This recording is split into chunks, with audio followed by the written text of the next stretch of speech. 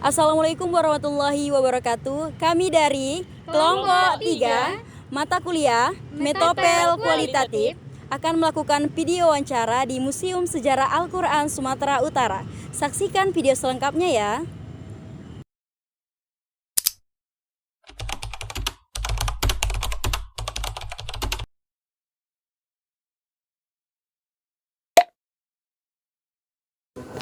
Baik, Assalamualaikum warahmatullahi wabarakatuh.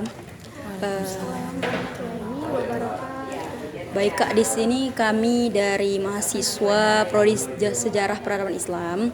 Jadi di sini kami mau wawancarai Kakak seputar Museum Sejarah Al-Quran Sumatera Utara gitu kan Kak. Pertanyaan yang pertama itu Kak, gimana sih sejarah penyebab didirikannya museum ini gitu? Apa yang membuat museum ini didirikan gitu? Mungkin sejarahnya bisa dibilang cukup panjang. Awal mulanya itu pada saat ada MTQ di tahun 2019. Nah, MTQ-nya itu kebetulan diselenggarakan di sini. MTQ-nya pun bukan bersifat sesumut aja, tapi se-Indonesia gitu. Jadi banyak yang datang gitu. Nah, Sumut sebagai tuan rumah itu kan mau menampilkan mushaf Al-Quran kuno nih ya kan. Apalagi kita tahu kan kalau misalnya katanya baru merupakan titik nol masuknya Islam di Indonesia, malah bukan di Sumatera aja. Jadi masa nggak punya awalnya Sumut ini nggak punya awalnya manuskrip kuno, maksudnya punya tapi belum tereksplor, belum dipamerkan, belum dipajangkan, belum dirawat. Nah akhirnya ada dosen Unimed, kepala museum sekarang. Ini kayaknya ada pertanyaan kalian yang lain ya kan. Nah jadi beliau itulah yang mencari bersama dengan peneliti lainnya. Beliau mencari ke beberapa daerah khususnya Barus, tapi nggak ketemu, dan malah ketemunya di toko antik. Sebagian ya, nggak semua sih. Dari toko antik itu mau dijual ke Malaysia. Tetapi sebelum itu belum adalah proses jual beli ke Malaysia itu udah ditemukan oleh Pak Iwan, akhirnya dibeli. Senang lah ya kan, Sumut akhirnya dipajang untuk keperluan MTQ itu. Jadi dia sebagai pameran, bisa dibilang pameran. Nah setelah itu masa mau disimpan lagi manuskripnya, kan sayang gitu. Ini kan ilmu, manuskripnya ini kan ilmu. Lalu tercetuslah oleh beliau untuk membuat museum ini. Nah itu dibantu juga dengan pemerintah daerah, pemerintah provinsi. Makanya lah disediakan ruangan di sini. Jadi ini bisa dibilang dipinjamkan. Akhirnya berdiri di tanggal 22 September 2019 dan diresmikan langsung oleh Bapak Gubernur Sumatera Utara yang dulu, Pak Edi Rahmayadi gitu ya. Oh jadi pencetusnya pertama itu Bapak itu ya? Pak Iwan Azhari. Beliau ini salah satu dosen sejarah. Iya, dosen sejarah dari Unimed. Oh. Jadi beliau nggak ada di sini, maksudnya beliau nggak ada ngajak rekan gitu untuk mendirikan museum ini, atau hanya beliau sendiri? Untuk koleksinya itu rata-rata punya beliau, punya Bapak Iwan Azhari. Tapi kan dalam pendirian museum itu harus ada namanya susunan kalau misalnya susunan kepanitiaan lah, kalau misalnya di acara kepanitiaan. Ini apa ya namanya? Pokoknya yang ada sekretaris, bendahara, itu kan pasti harus memiliki lembaga. Itulah salah satu yang membantu itu kemarin Sekda, sekretaris daerah Sumut itu ada Ibu Sabrina itu selaku penasehat. Jadi banyak sekali bantuan partisipasi orang. Jadi Kak, ini kan Museum Al-Quran kan boleh dikunjungi oleh dari tingkat kalangan SD, SMP, SMA sampai mahasiswa. Jadi bagaimana sih respon yang pengunjung terhadap museum ini? Kalau responnya mungkin dari yang kakak perhatikan aja ya. Kalau responnya pasti mereka senang datang ke sini karena mereka kan melihat gimana belajar langsung nih. Misal kalau sejarah, kakak kan sejarah juga. Jadi kalau misal sejarah itu kan ada yang kayak mengatakan bahwasanya Islam masuk abad sekian. Nah tapi kalau kita ke museum kita langsung bisa melihat buktinya Iya. gitu. Lihat langsung. Jadi kan lebih senang, cuman namanya di museum ini kan menampilkan artefak, Iya. bukan seperti kayak ada akrobat atau segala macam kan. betul. Tapi memang beberapa museum itu pasti ada melakukan kegiatan, seperti kami dulu kan melakukan kegiatan kayak perlombaan kaligrafi dan lain-lain. Tapi mungkin untuk respon negatifnya atau kurang baiknya, mungkin mereka agak terkejut sama kondisi tempatnya yang terbatas. Karena beberapa kunjungan itu mereka rombongan study tour itu sampai ratusan orang. Gitu. Jadi kan responnya kayak segini aja ya gitu. Sedangkan dia dari luar tuh besar. Iya. Kalau kayak museum negeri kan tempatnya luas gitu Iya. sampai ada. Tapi karena ini museumnya milik yayasan, bukan milik dari negeri, tapi dibantu juga oleh pemerintah. Karena kan ini peninggalan sumut, pemerintah juga bertanggung jawab gitu kan. Kami ikut membantu merawat di sini karena museum sejatinya itu bukan untuk mencari keuntungan, tapi untuk merawat artefak. Oke. Selanjutnya pertanyaan.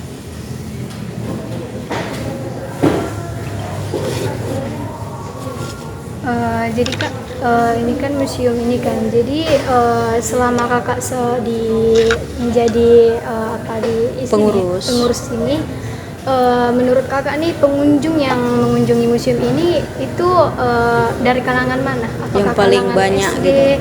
kalangan mahasiswa atau orang tua atau SMP tingkat apa gitu Kak? Yang paling banyak. Mungkin kalangan yang paling banyak pasti dominan lebih ke mahasiswa ya. Tapi di sini bukan cuma SD, juga kan di bawah SD kayak TK gitu, juga ya? juga datang. Itu rombongan bahkan. Itu jadi PR juga buat kami bagaimana kayak menghadapi anak TK berkunjung ke museum. Pasti kan mereka bosan kan. Terus kalau yang paling sedikit, kalau tanya paling sedikit itu kayak keluarga, maksudnya keluarga yang membawa anak-anaknya berkunjung ke museum. Itu yang sedikit. Sejauh ini pernah kakak setelah menjaga itu baru satu keluarga. Ya memang mereka mau jalan-jalan ingin ke museum. Lainnya rombongan. Dan itu pasti sebenarnya kalau rombongan itu kan bukan kemauan dari si anak ya. Iya. Penyusut panitia acaranya yang buat ya. Betul. Mungkin itu tambahan. Tanya. Nah, Kak, terus tuh di sini apa boleh mahasiswa itu magang? Boleh beberapa. Ini salah satu contoh magang. Ini magangnya tapi dia dalam bentuk konservasi. Kemarin mahasiswa UIN juga semester 7 jurusan peradaban Islam juga magang di sini dan ikut membantu kakak selama tour guide atau pas study tour gitu. Iya. Jadi kriterianya ya kalau udah ada dari kampusnya sendiri gitu, ada surat boleh magang dari sini. Itu harus ada persetujuan lagi dari Pihak yayasan museum, ini. ya. Oh, jadi nggak sembarangan juga ya masuk Nggak sembarangan. magang ke sini. Iya. Pasti kan ya dimanapun pasti nggak sembarangan. Iya. Surat aja belum cukup gitu. Harus ada kriterianya nanti. Nggak bisa main asal-asal masuk magang gitu. Iya. Karena kan harus disesuaikan juga sama jadwal museum. Iya, betul. Oh, jadi mungkin dari UIN harus sekitar 5 orang gitu mungkin ya. Iya. Limit terlebih 4 orang gitu. Iya. Dibatas Atau biasa orang. UIN aja, UNIMED aja karena kadang kan ada yang nggak bisa berbaur gitu ya. Oh, iya, betul. Takutnya menegang Iya. di museum. Betul. Pertanyaan selanjutnya. Terus tuh bagaimana pihak museum itu mempromosikan ke orang-orang di luar biar supaya tahu gitu, maksudnya Museum. Kita kan sekarang kan udah maju nih ya. Udah maju, teknologi berkembang pesat gitu. Jadi pimpinan museum ini udah tua. Iya. Udah 60-an. Tapi beliau ini nggak mau ketinggalan zaman. Ya kan? Keren banget. Tapi beliau nggak kurang tahu nih caranya. Makanya lah generasi mudanya lah yang turut membantu bagaimana pemasaran museum ini. Kalau kakak sendiri, kakak mengelola Instagram dan YouTube museum. TikToknya belum ada. Iya. TikTok nih agak sulit juga kalau kakak karena kakak pribadi nggak punya TikTok. Aduh. Gitu, jadi kakak mengelola YouTube-nya lewat Instagram, karena kan Instagram kan juga punya reels ya kan. Iya betul. Jadi kakak bikin ini, misalnya nanti ada kunjungan, ini kayak kalian ada kunjungan, nanti kakak posting di Instagram. Iya iya. Gunanya untuk apa? Nanti mereka lihat, oh ternyata banyak ya mahasiswa yang ke museum. Mereka mau ngapain aja, pasti mau ngerjain tugas gitu Iya, kan. iya.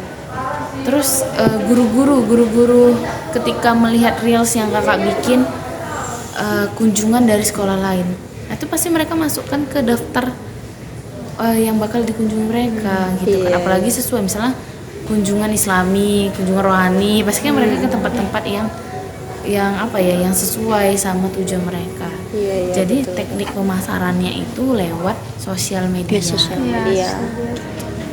YouTube-nya juga ada, kalian cek. Oh, ada juga itu. Museum Al-Quran Sumatera Utara. Nah, di YouTube itu lebih ke info-info tentang artefak-artefak ini. Kalau kalian kurang ngerti, kalian bisa lihat lagi di YouTube. Di YouTube. Oh, oke oke. Jadi kalau Instagram hanya sekedar foto-foto museumnya mungkin, Ya, pengunjung-pengunjung yang atau beberapa datang sih gitu ya. ngasih info ya. Tapi kan lebih enak kalau orang tuh kan audio visual ya. Iya iya. Bisa video itu kan enak gitu. Lebih enak ngelihatnya ya. Kalau foto mungkin. Pada gabut kan, scroll Iya. aja games. Jangan lupa like, comment, subscribe. Kira-kira. Iya iya. Jadi Kak, harapan museum ke depannya gimana Kak? Harapannya pastinya bisa mempunyai ruangan yang memadai sebenarnya. Betul betul. Tapi kami udah bersyukur sebenarnya di sini diberikan fasilitas yang cukup oleh pemerintah.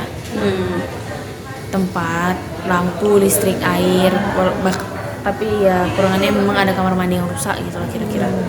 Tapi udah cukup bersyukur. Yang penting ada untuk artefak ini bisa dikonservasi. Terus harapan selanjutnya itu mungkin bisa lebih lagi dikenal masyarakat, lebih dikenal dan lebih dihargai sih sebenarnya. Karena mungkin untuk beberapa orang museum ini kan nggak penting ya. Iya. Padahal di dalam ini asal usul mereka ada sini, khususnya Muslim nih. Iya betul. Asal usul nenek moyang mereka tuh dari sini sebenarnya, maksudnya peradabannya, kepercayaannya itu bisa dibilang dari sini. Kenapa? Karena ada artefak koin Umayyah, koin Abbasiyah. Iya betul. Itu masih sejaman dengan Nabi Muhammad, maksudnya masih seera di tahun 600-an dan itu asli di sini. Wah. Kalau mereka lebih menghargai pasti banyak tuh berbondong-bondong yang datang untuk melihat, karena kan fenomena ya. Iya betul. Artefak dari tahun 600 beribu-ribu tahun sampai sekarang 2024 masih ada dan bahkan ada yang utuh. Wah. Keren banget. Tapi memang ya itu tadi ya Kak, mungkin masyarakat juga apalagi yang bukan jurusan sejarah Iya. mungkin ngerasa apa museum ini gitu ya gunanya mungkin gitu. Apalagi cuman peninggalan-peninggalan kuno gitu ya kan. Iya, Mungkin mereka merasa ya nggak ada gunanya juga. Dan itu kan memang niat dari orangnya juga Iya, ya kan. iya, betul. Kita nggak bisa maksain juga. Itu makanya biar nggak terlalu boring gitu kan, kami ya itulah kakak bagiin aktivitas kayak di Instagram gitu. Iya iya. Nggak seboring itu kok di museum kalau kita benar-benar memperhatikan si artefaknya, karena kan masterpiece-nya ya namanya museum pasti artefaknya kan. Iya. Artefaknya bukan sembarang artefak juga.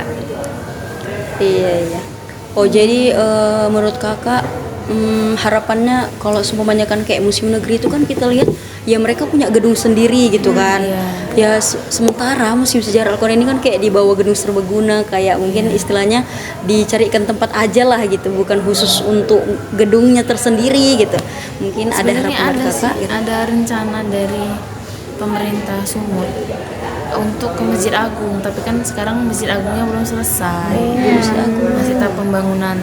Tapi mau pindah juga berat karena lokasinya strategis kan, dekat Unimed, dekat Winsu, Iya, Usman, iya. dekat sekolah-sekolah yang berpotensi bakal berkunjung ke sini dengan harapan mereka bisa menyiapkan tugasnya kan. Iya betul. Kalau betul. makin jauh agak susah loh. Jauh Iya. banget. Masjid Mana di situ Agung di agak kota nggak ada iya. angkot ya. Cuman ya itu ada plus minusnya lah. Iya juga sih. Minusnya ya ruangannya terbatas. Tapi ya kalau untuk segini-segini aja masih cukup lah ya. Iya masih bisa sih. Oke, mungkin ada tambahan? Nah, gini Kak, kan Islam itu kan masuk, ada yang mengatakan dari Aceh, ada yang dari Barus kan.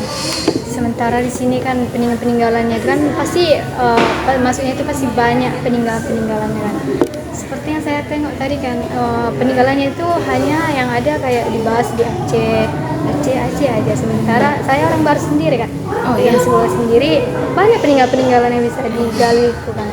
Tapi saya tengok nggak ada kayak peninggalan baru sendiri gitu. Jadi orang mengira nanti masuknya itu dari Di sini Aceh, dari gitu. Aceh. Adik udah tengok dari sini Aceh. Iya dari Aceh aja saya. enggak. Cuma saya Ada tengok Bongal itu aja. situs Iya, di Bongal. Bongal itu aja sih. Nggak jauh dari Iya, nggak jauh Barus. sih. Jadi kayak Acehnya itu cuma manuskrip dan nisan kalau nggak salah. Nisan dan pedang. Ini ditemui semua dari Barus. Dari Manuskrip yang lainnya itu dari Barus. Iya, maksudnya dari Barus.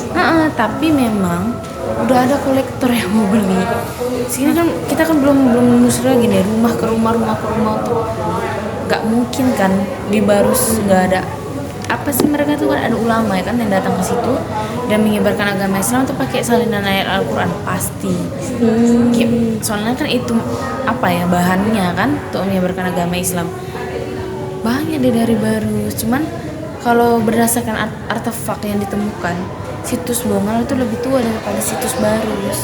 Nah, situs Bongal itu dia artefaknya bahkan dari awal abad Masehi. Kalau baru sendiri itu sekitar abad 12 ya. Abad 12. Jadi kayak gini loh. Ada peradaban di suatu tempat. Jaya dia, tapi bakal ada masanya. Iya. Nah, setelah habis masa di situs Bongal ini, lalu ada Barus gitu. Kayak mana buktinya? Melalui artefak peninggalannya. Nggak bisa kita asal bilang kan. Iya, Tapi kan ini udah ada buktinya gitu. Tapi itu kan nggak masalah ya karena memang lokasi Barus dan Bongal, desa Jago-Jago Iya, itu benar-benar dekat dan benar-benar langsung menghadap ke pantai barat Sumatera. Pantai barat Sumatera itu langsung menghadap Samudra India, lurus aja langsung nyampe Arab. Wah. Gitu kira-kira. Jadi memang banyak pedagang itu ke situ, nggak cuma Islam aja, Romawi juga ada ke situ. Iya, iya. Persia juga ada ya. Artefak Kristen banyak ditemukan di situs Bongal itu. Kita tahu Kristen Luan kan? Iya. Atau bisa nggak dibilang Kristen sih kepercayaannya dulu ya? Hindu. Iya Hindu, Buddha itu kan dari India kan? Iya. Tapi kayak era Romawi itu kan nggak Hindu Buddha kan? Iya, enggak sih. Lebih tua dia sebenarnya atau sejaman, dan itu ada ditemukan artefaknya. Itu koin Sasanian itu pra Islam. Sebelum Nabi Muhammad lahir, Iya. koin itu udah ada. Bahkan nggak pernah dengar loh Pak Iwan ngomong kalau misalnya Nabi Muhammad dulu menggunakan koin yang gambarnya Yesus. Tapi kan kita selalu cerita yang harus dibahas itu ya kan. Iya, iya betul. Maksudnya di mereka tuh Yesus gitu gambarnya. Tapi semenjak kekhalifahan Umayyah kan itu nggak boleh ya gambar-gambar gitu ya. Iya, nggak boleh. Nah, Jadi diganti. di mereka dibuat ayat suci Al-Quran, surah Al-Ikhlas. Sampailah koinnya ke sini lewat apa? Lewat perdagangan. Jadi masih ada peninggalannya di Iya, jadi sini benar-benar ya. kayak Barus, Bongal itu benar-benar Memang. super duper rame perdagangannya. Wah. Internasional. Internasional. Karena ada pesawat ya kan, naik Iya, kapal. mereka naik kapal ya. Pecahan kapalnya bisa kalian lihat di Iya, sini. ada Iya.